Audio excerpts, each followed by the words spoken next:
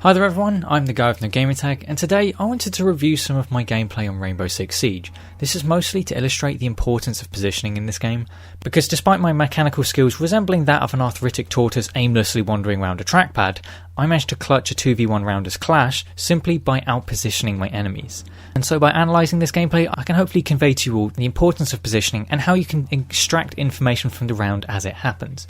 Now unfortunately, past me in his ultimate wisdom decided to not record the entire round, so I'm going to have to describe about the first minute and a half of the round to just lend a bit of context and how I gained information from that. So for this particular round, I'm playing as Clash and my team is defending the car room on the new house rework. Now straight off the bat I can extract some key information about this round. The first thing being that there are 3 main entryways to this room. There is 2 doorways and 1 window. Now that window is not often used because in casual there aren't too many players who are actually comfortable taking gunfights whilst rappelling. But the 2 doorways are going to pose the most risk for me. And as it happens, my team decides to reinforce every wall in this room. Like seriously, no one's getting in here without hard breach. So at this point, I've got a good bit of information I can take about how I should position, because as Clash, I want to be taking fights head on. If an enemy gets behind me or to my side, it's a lot more difficult for me to come out of that alive, because I have limited mobility. If I can keep my engagements head on, I can stun them and just make sure I keep them out of melee range to win the round. So first things first, I now know that the doorways are going to pose the biggest threat. So from this I can infer that the most dangerous enemies are going to come from the main corridor or from the window at the party room, because the window at the party room is a common angle held to counter defender rotations. So at the beginning of the round, myself and actually one of my random teammates who was playing Pulse decided we were going to contest this window, so we were blocking the rotation blocking player.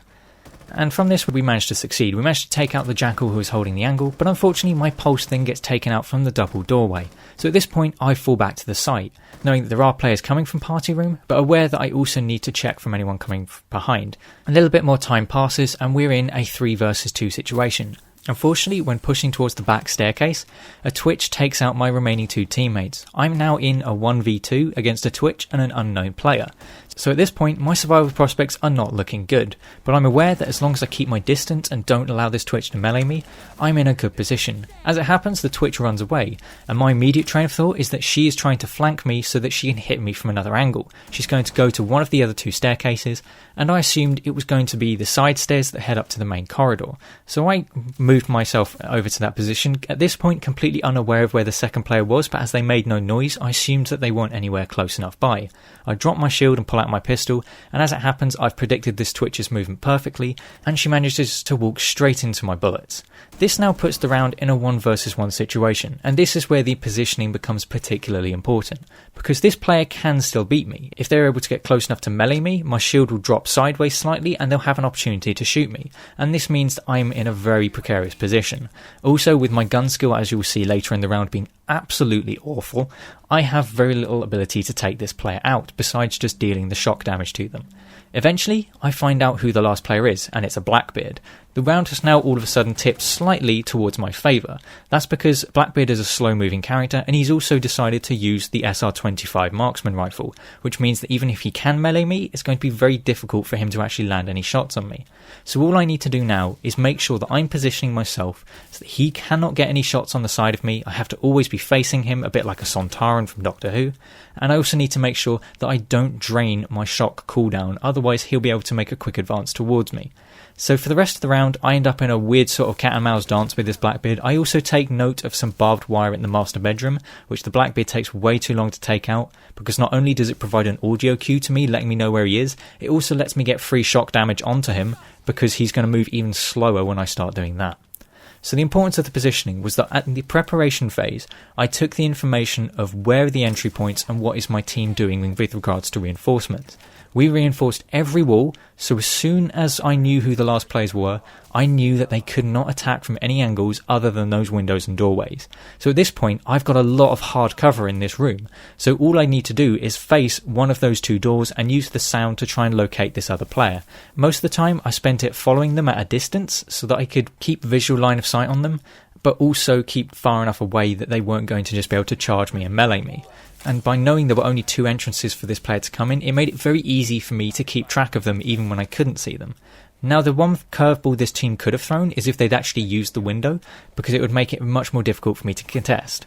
Unfortunately, with it being a 1 versus 1, it was never going to be practical for this Blackbeard. I'd hear him repelling and I'd hear him breaking the barricade, which would give me a lot of information to know his exact position, which would probably win me the round. And that's the entire premise of this analysis, is there is a lot of small and subtle bits of information you can take before the round has even properly started, which can allow you to defend objectives better. Most people don't enjoy defending sites where the defenders can quite literally go through one window and instantly be securing the objective. However, by taking note of what walls can be shot through and which ones can't, it gives me a much better idea of how I can position myself in this objective to make sure that I can't be taken out. Now, being Clash, I obviously have a lot of protection from my front, and so I just need to manage that, understand what walls have I got my back to, can I be shot through that wall? And then by using that knowledge and having that knowledge in the back of my mind, I can then think about what direction should I be facing and how can I maneuver around this room without unnecessarily endangering myself. Now, of course, if the attackers had managed to open up one of the hard walls, it would have made my positioning even more critical, and it would have made it a lot more difficult for me to position well. And that's the importance of attackers getting into the building and actually putting pressure onto the objective by opening up lines of sight. Had they done so, it would have been a lot more difficult for me to know which way I should be looking. The Blackbeard would have had more than 2 entrance points, and it could have won the round for their team. But as it was, I used the information I had to outplay these 2 players, despite having the accuracy of a 900 ping player. And hopefully my analysis and gameplay can reassure the other people who are as terrible as me that we can still clutch rounds even with the worst aim imaginable. If you have any questions or comments, please feel free to leave those in the comment section down below. Leave a like on the video if you've enjoyed it, and do subscribe if you want to see more of these. But I've been the guy with no gamertag, and I'll see you on another video.